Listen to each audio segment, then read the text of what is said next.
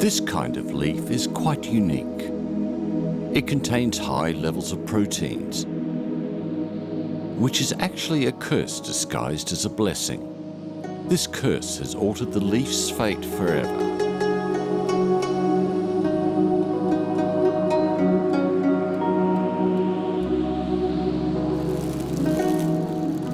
A species of insect discovered the secret of these leaves and started to feed on them predominantly, enjoying the rich proteins they contained. Eventually, the leaves became the insect's sole food source, and they themselves developed high levels of protein. This became the insect's secret.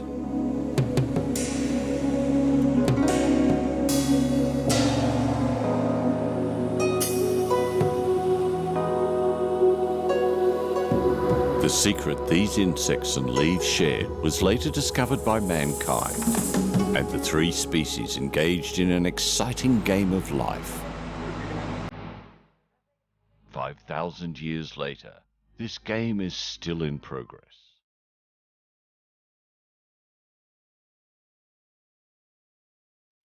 One of these three is a species of tree, the mulberry.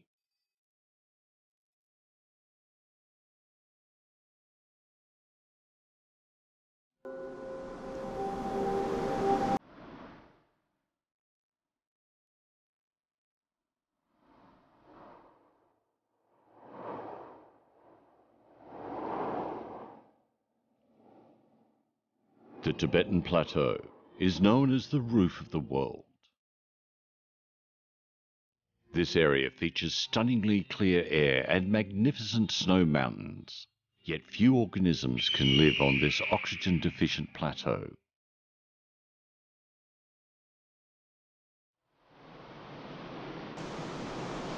The Yarlung Tsangpo, which originates on the plateau, rushes down from the glaciers, nurturing the life along its banks.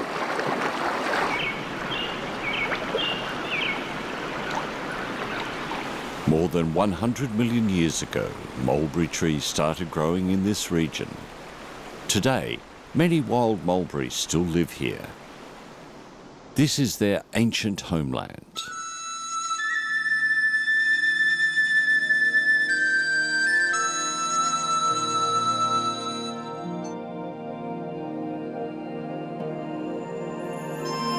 A large tree stands peacefully at the foot of Namcha Bawa.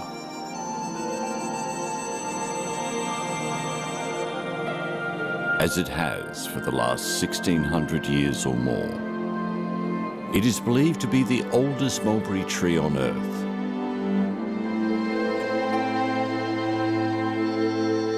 The locals call it the Mulberry King.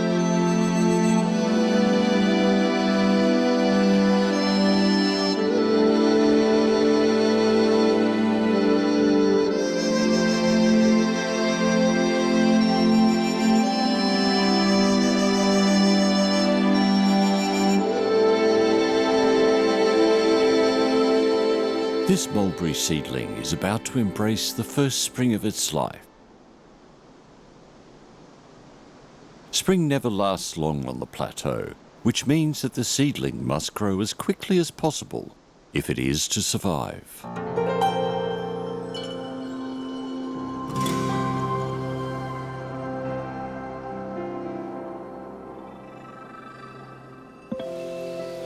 Spring brings rising temperatures. A gentle touch of the spring breeze awakens the roots underground, and they begin transporting water to the foliage above through their trunks and branches. A fierce competition for light begins. Leaves race to outgrow each other to catch more light.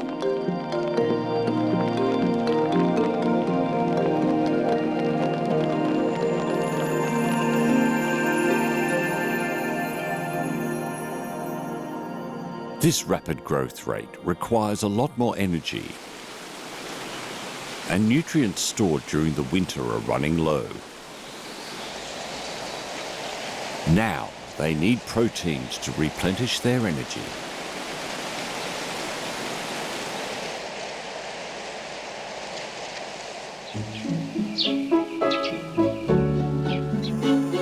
Proteins are essential nutrients for all living things, including mankind and animals. They are the building blocks of life, fueling growth and development.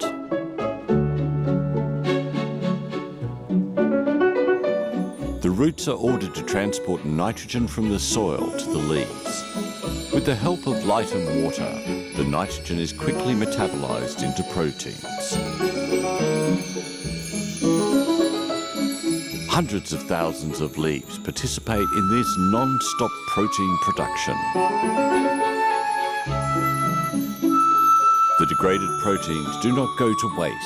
They are turned back into amino acids and transported back to the roots, ready to be activated again in times of need.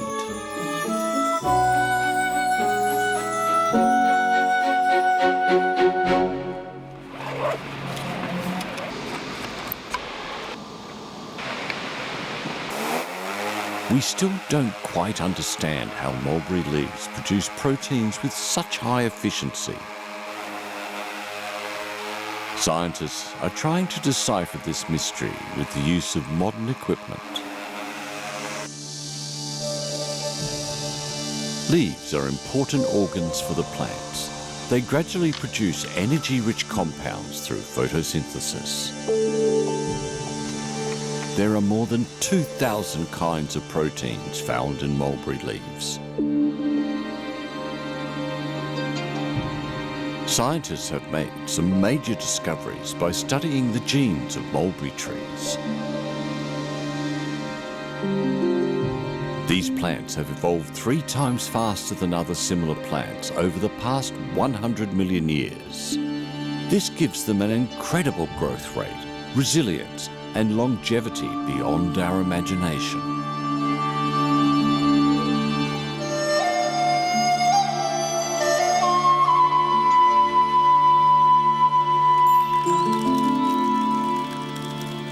But their amazing longevity is threatened by a species of insect. As mulberry leaves grow greener, insects awake from their winter hibernation and emerge from their eggs. One of these species is the silkworm.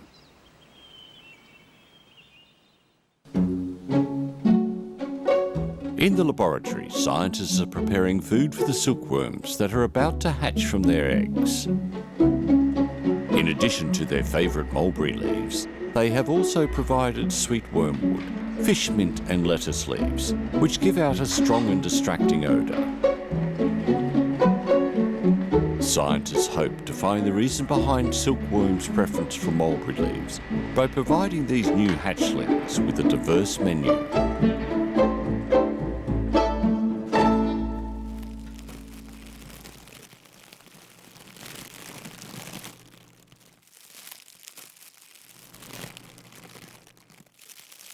The silkworms have emerged.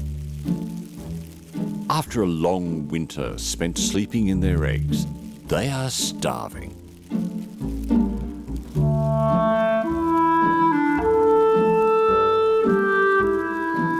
Silkworms have poor vision and can only see light, but they have a super sense of smell.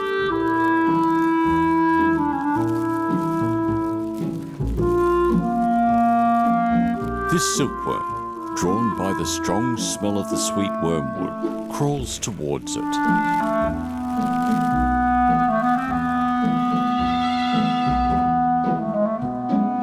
It hesitates for a while in front of the sweet wormwood. Fish mint and lettuce leaves, and then crawls away.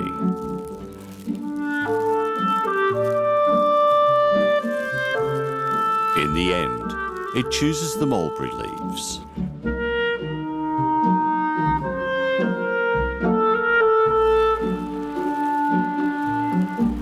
The result is hardly a surprise. All the newborn silkworms choose the mulberry leaves. In fact, silkworms can feed on more than 30 different plants, including dandelions and the leaves of Siberian elms, but they are picky eaters.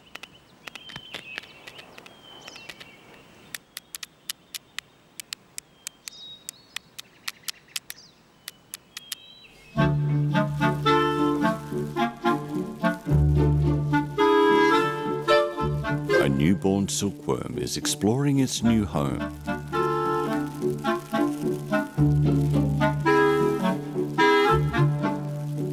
This mulberry forest will play an important role in its life ahead.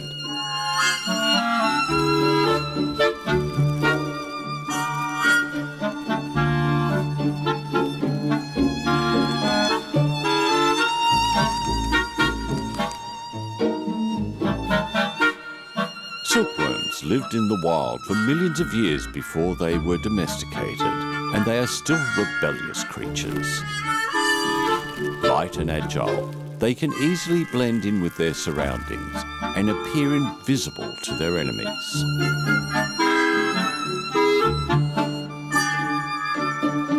We don't know when silkworms first encountered the mulberry tree, but they must have taken a liking to its protein-rich leaves after just one bite.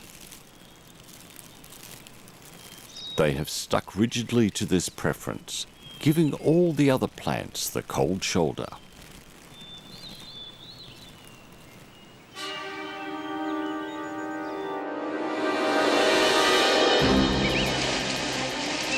Silkworms are not the only creatures attracted by the mulberry leaves. Besieged by an army of hungry creatures, the mulberries face their most difficult time of year.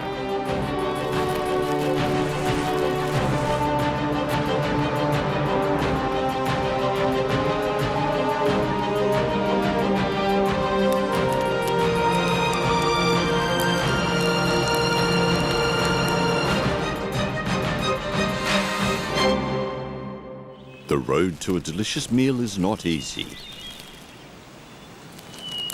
A wasp, collecting food to nurture her young, is alerted by an approaching silkworm.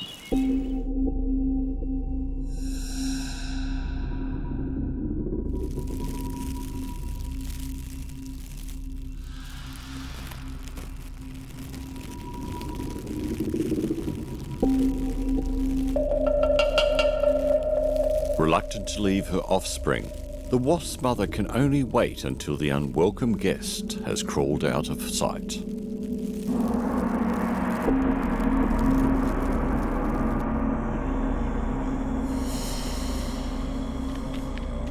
The silkworm starts nibbling the outer edge of the leaf and makes fast work of demolishing it. Inspired by their way of eating, people who lived during the Warring States period 2,000 years ago invented the word tunshir, which means slowly reducing the enemy to nothing.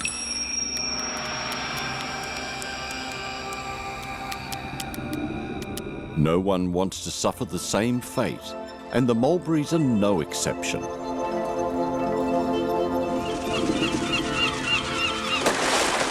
Animals can sense danger with their eyesight or hearing. The mulberries sense what is happening through defensive proteins.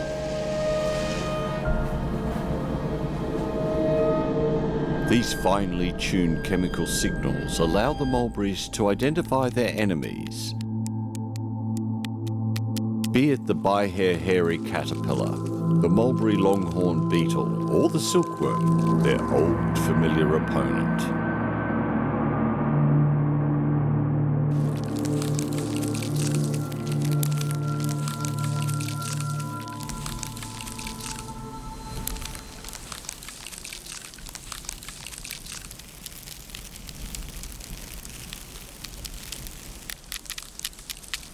As more leaves fall victim to the silkworms, mulberries activate their first line of defense.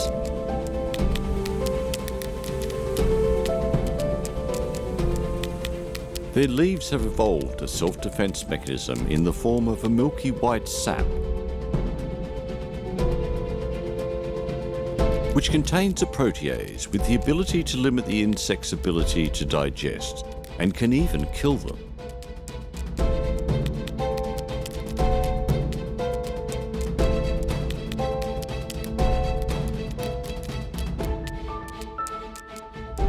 For now, the silkworms, unaware that their food source has been poisoned, continue to eat. Then the mulberry tree activates its second line of defense. A biological broadcast system is turned on. The protease in the sap starts to emit a biosignal, informing its allies nearby of the enemy's presence.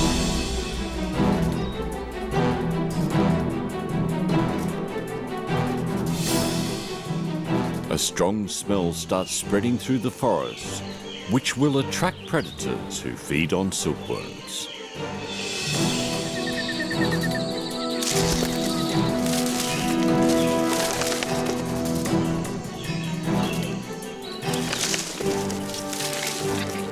The wasp mother doesn't show any mercy this time. She quickly locates the silkworm by following the trail of scent.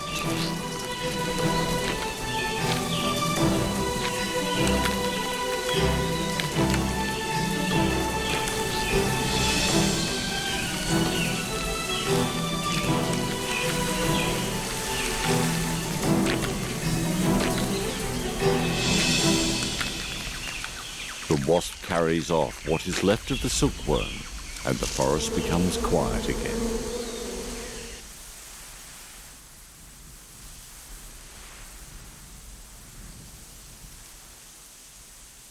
Coevolution is a long process.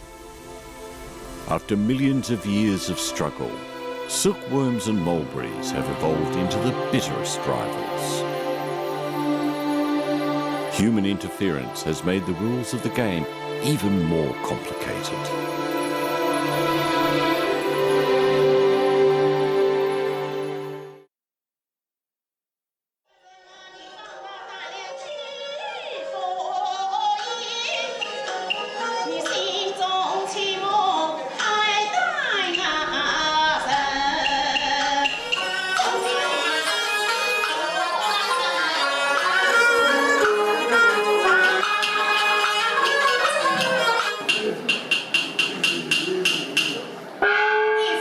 Xiaomen, which begins around May 21, is one of the 24 solar terms in the traditional Chinese calendar and is the most important day for silkworm farmers south of the Yangtze River.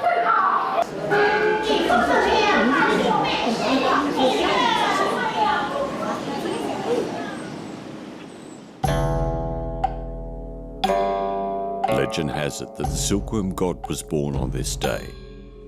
Farmers make sacrifices to the silkworm god to pray for their mulberry orchards to be filled with cocoons. This tradition of honouring the silkworm has been practiced for thousands of years.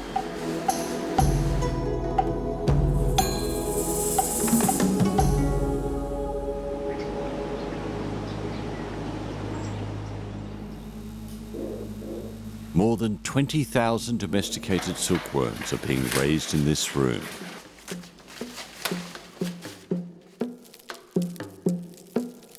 They have feasted on mulberry leaves since they were born and can grow 10,000 times bigger in less than a month. Imagine a tiny baby growing into a morbidly obese man weighing 5,000 kilograms or 5 tons in a month.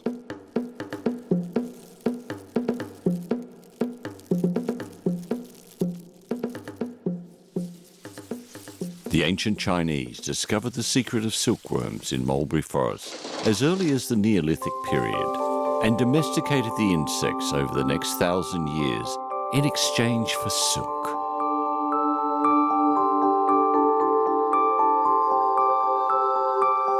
The method our ancestors used to adapt the wild silkworms to an indoor life is lost to history.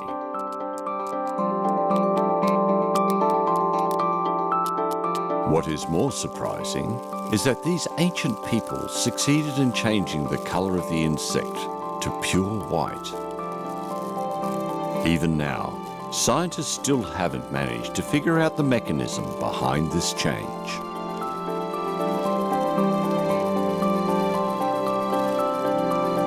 With human assistance, domesticated silkworms have gradually learned to neutralize the harmful substances in the mulberry leaves and produce the best protein fiber in the world, silk.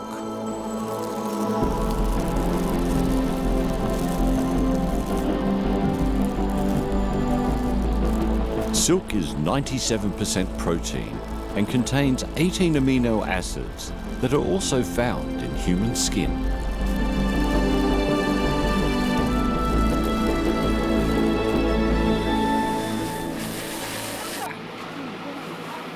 Life under mankind's protection is easier, but it has also made silkworms more vulnerable. Domesticated silkworms live in enormous colonies and are more likely to suffer from disease. They can only survive under the close watch of mankind. Chinese silk farmers have passed down their skills to later generations, and silk farming has become one of China's natural gifts.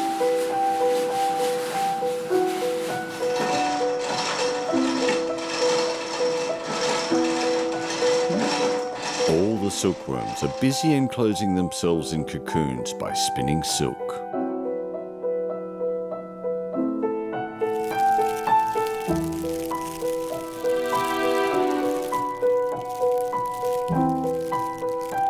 They are supposed to emerge from these cocoons as adult moths and become parents.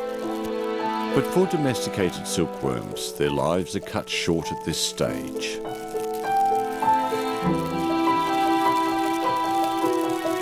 To get the best silk, the cocoons are boiled and the silkworm pupa inside are killed before they even have the chance to reach adulthood.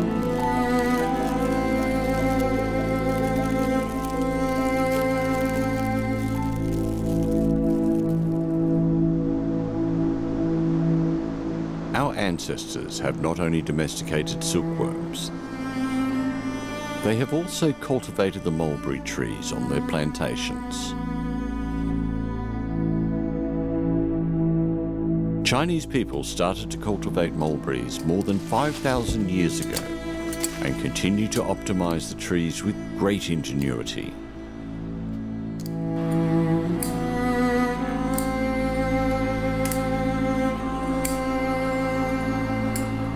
A variety of low-growing mulberry trees was developed, which was considered to be a breakthrough in mulberry domestication.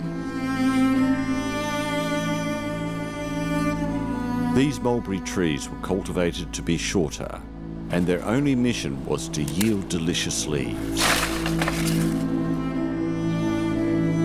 Those that failed to do so were deprived of their right to live.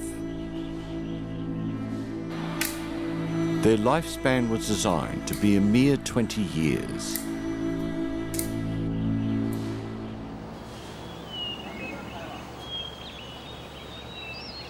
But these short-lived mulberry trees have become increasingly widely grown, simply to satisfy people's craving for silk.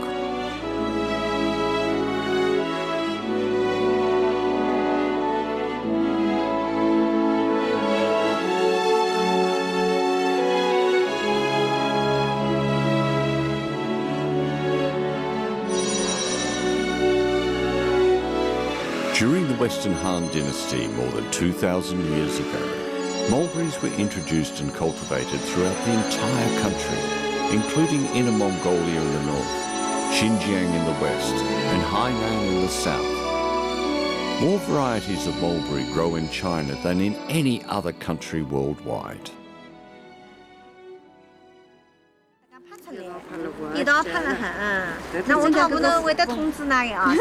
Workers in this silk factory are examining the freshly delivered cocoons. Mulberry leaves are the richest in proteins in spring, and the silkworm that feed on them produce cocoons of the best quality. A a thumb-sized cocoon can be balled and spun into a silk thread more than 1,000 meters long. This is where 80% of the raw mulberry silk is produced for the silk industry worldwide.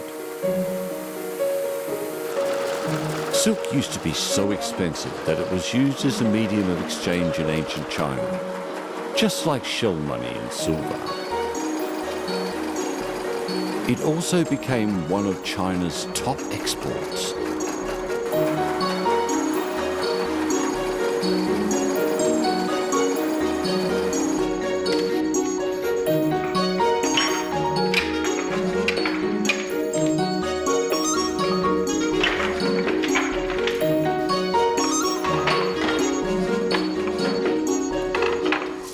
This kind of loom was invented in China more than 1,000 years ago. Silk is turned into finely woven fabrics with a combination of natural resources and human wisdom.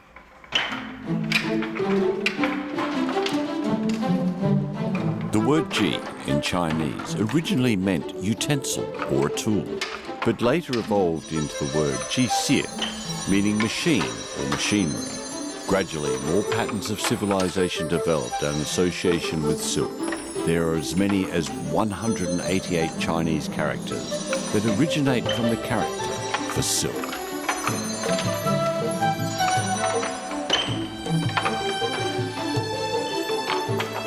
In 115 BC, Mithridates II of Parthia made a diplomatic agreement with the Emperor Wu of Han to establish the Silk Road, enabling silk for the first time in history to be sold to the West on a large scale as the most precious product from the East.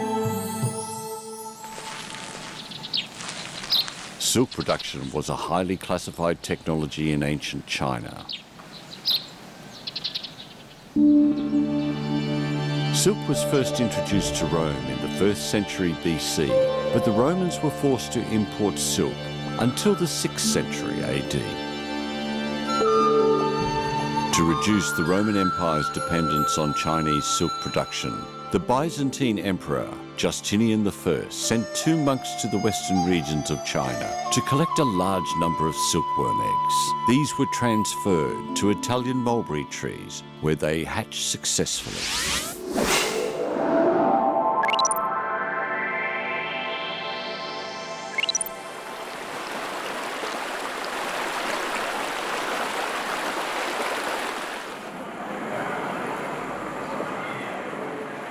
The exact date when mulberries were first introduced to Italy has still not been verified. It is a mystery which Italian researchers have long been trying to decipher.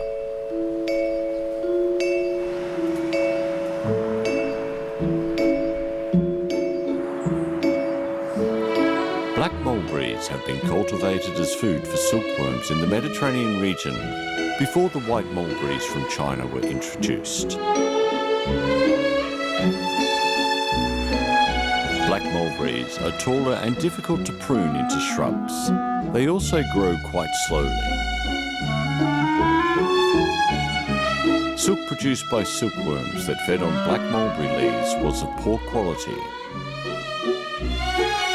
White mulberries were introduced to boost the development of the local silk industry. This painting was produced in the 16th century.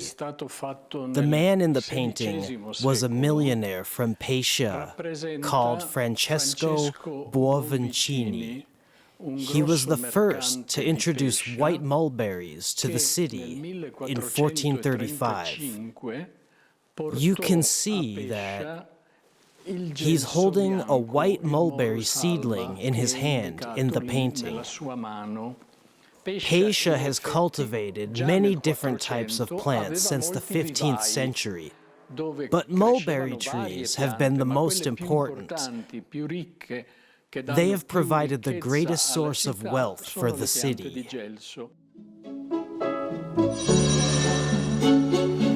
White mulberries that originated in China were first introduced to Korea, Japan, and areas of Central Asia in the 12th century. They were introduced to Europe and the Americas and eventually reached Africa.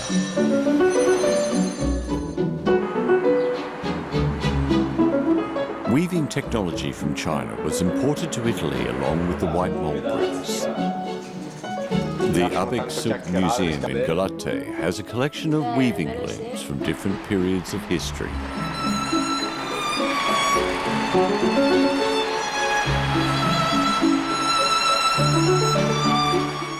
The Silk Road not only introduced silkworms to the West, but also the technology involved in silk production. This loom was developed from earlier models that existed in China.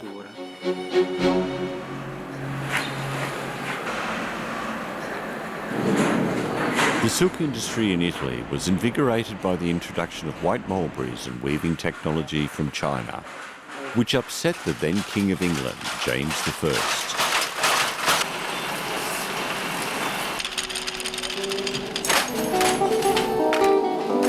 In 1608, James I ordered landowners to purchase and plant thousands of red mulberry trees in an attempt to boost the homegrown silk industry.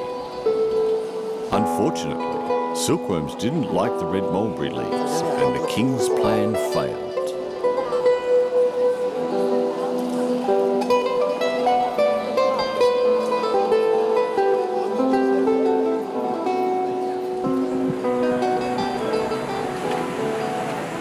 White mulberries quickly adapted to their new environment, where there was plenty of sunshine and the climate had 4 clear delineated seasons.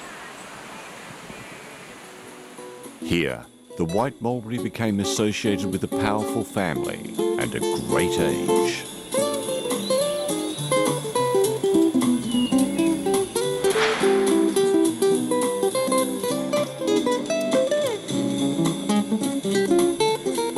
The House of Medici was an established family in Florence who gradually dominated the supply of raw material for the local silk industry, from production to distribution, by funding loans for the silk farmers.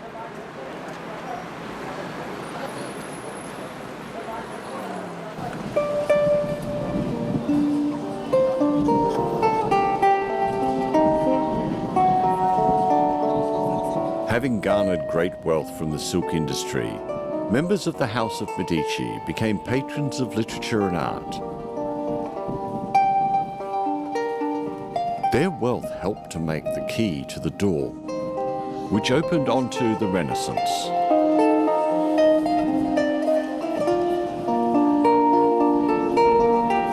We can safely say that the silkworm and mulberry trees used in silk production helped usher in the much celebrated Renaissance.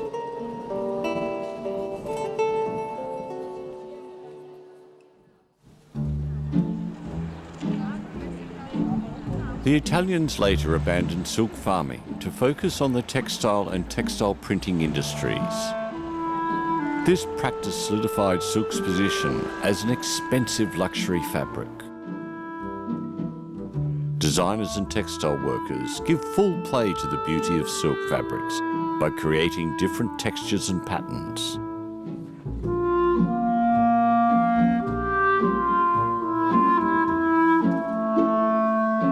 But the silk threads that are used to weave these fabrics still come from their native land, China.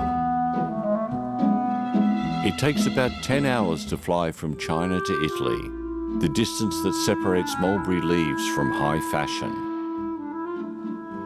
A whole industry owes its strength to one type of leaf and a single type of insect.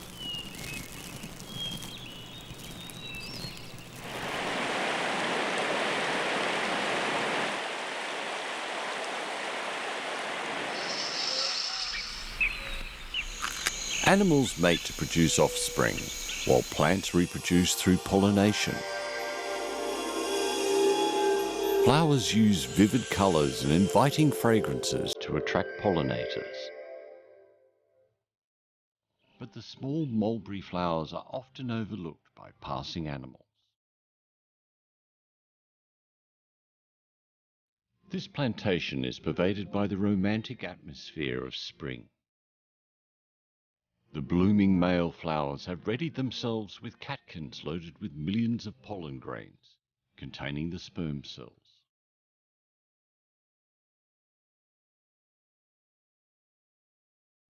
Unable to attract the attention of the pollinators, mulberry flowers must produce a larger number of pollen grains to increase their chances of fertilization.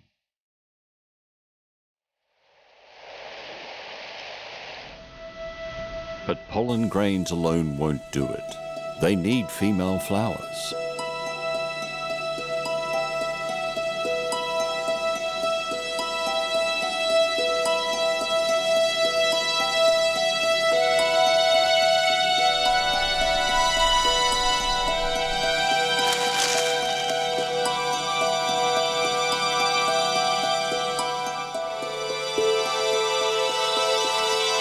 There are no female flowers in sight. It seems that the male flowers are about to lose their only chance to pollinate this year.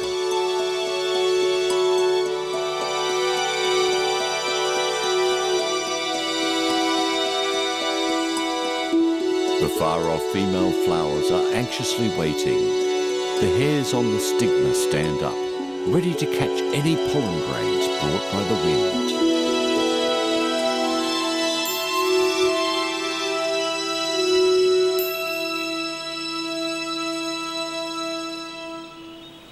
A breeze blows and the mulberries become restless.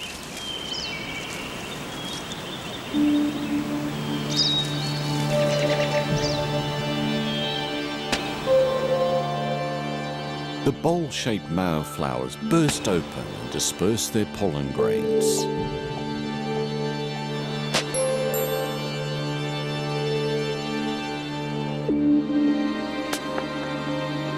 This is a manifestation of collective masculinity, literally throwing caution to the wind.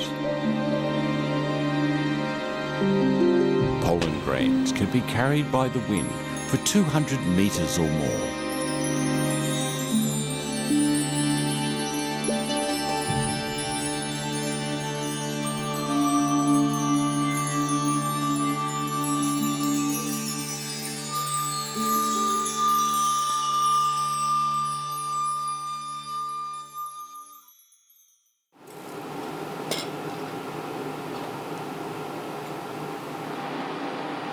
Scientists were puzzled by the amazing speed at which pollen grains are ejected from the male flowers. An experiment with these pollen grains soon solved the mystery.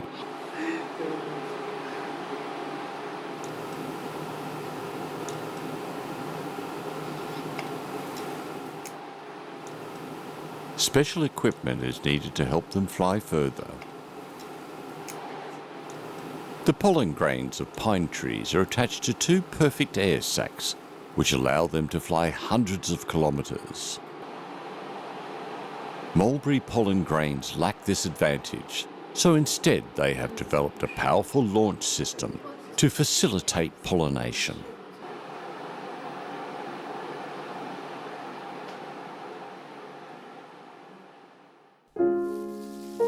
Researchers have calculated that pollen grains are released by the male flowers at a speed of at least 200 meters per second, which is only a little slower than the bullet from a gun. We can only capture the magical moment of their actions by slowing it down 40 times after filming it on a high-speed camera.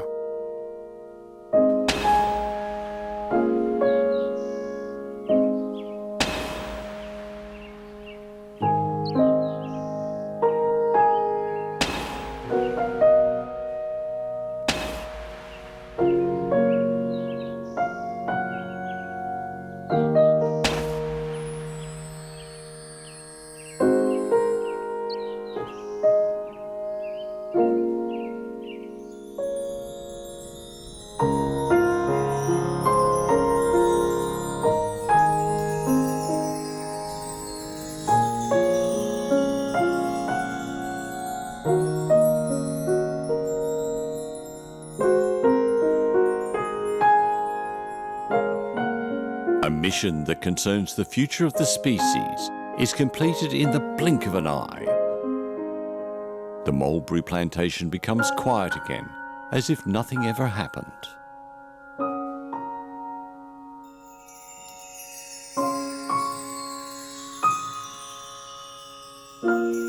Any pollen grains that manage to land on the stigma are immediately captured by the hairs on its surface and transported to the ovary through the style, ready for fertilization.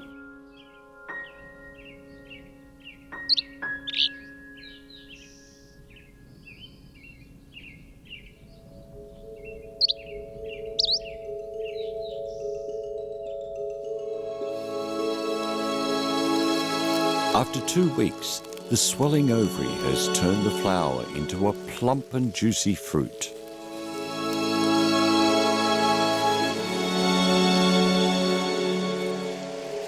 Anthocyanins are activated, and the fruit gradually turns from a greenish white to crimson and then a purple black.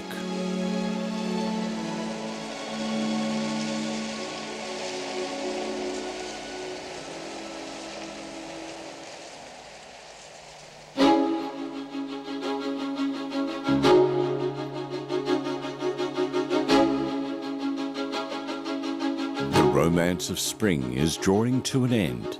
It is time to say goodbye.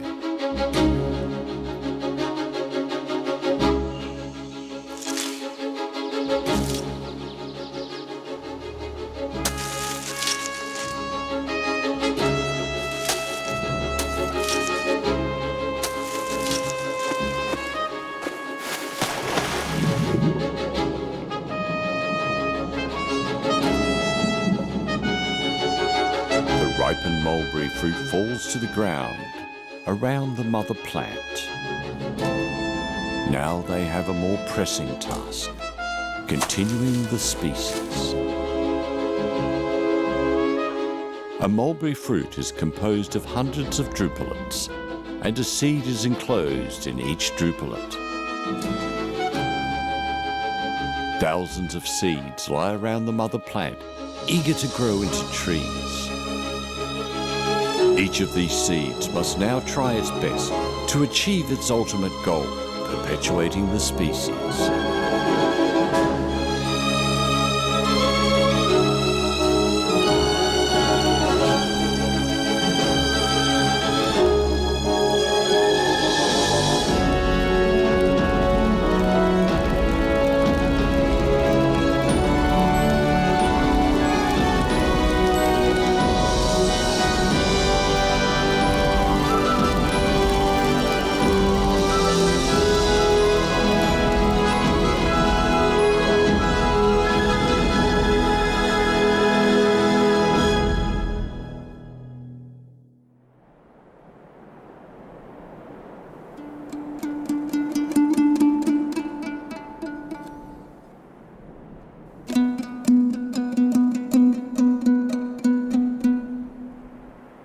May has just arrived, and the temperature in Turpan already exceeds 30 degrees Celsius.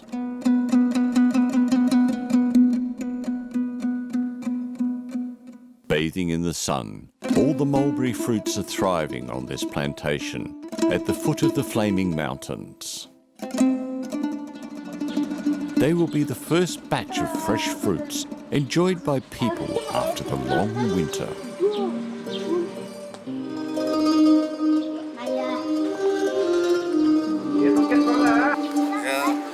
Mulberry fruits are rich in amino acids, proteins and vitamins, which can strengthen the immune system and provide desert residents with a rich source of nutrients.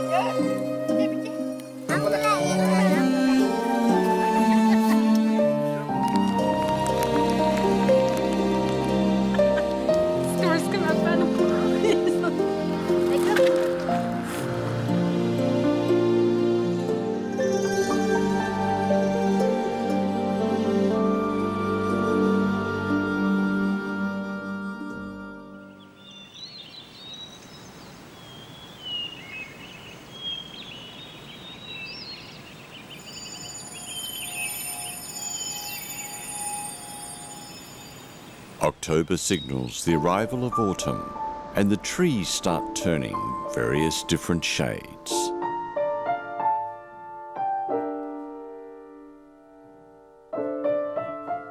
Some animals get ready to migrate to warmer places.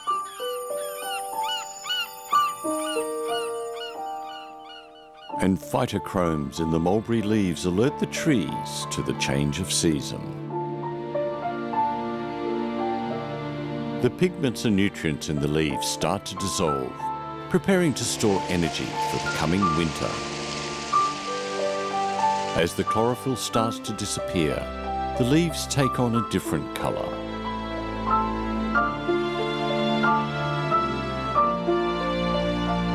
The seasoned Mulberry King receives the signal sent up from the ground and activates its corresponding mechanism to cope with the seasonal change.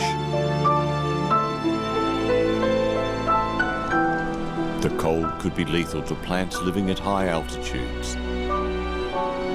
They must slow down the supply of nutrients and prepare to go dormant before the first cold wave strikes.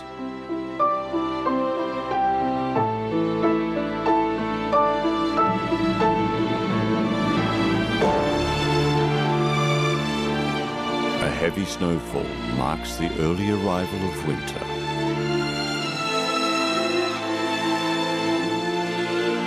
All the Mulberry King's leaves are blown away by the howling wind overnight. The tree shuts down its supply of nutrients, ready to sleep away the long and ruthless winter.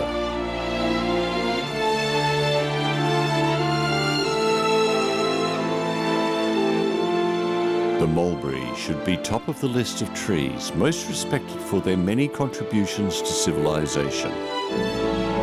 From its origins on the Tibetan plateau, mulberry trees have gone on to play a key role in world civilization's language, literature, aesthetics, clothes, fashion, and many other areas. They have shortened their lifespan from 1,000 years in the wild to a couple of decades under cultivation for the sake of serving mankind. According to the system of taxonomy formalized by Linnaeus, white mulberry trees are called Morus alba in the family Moraceae.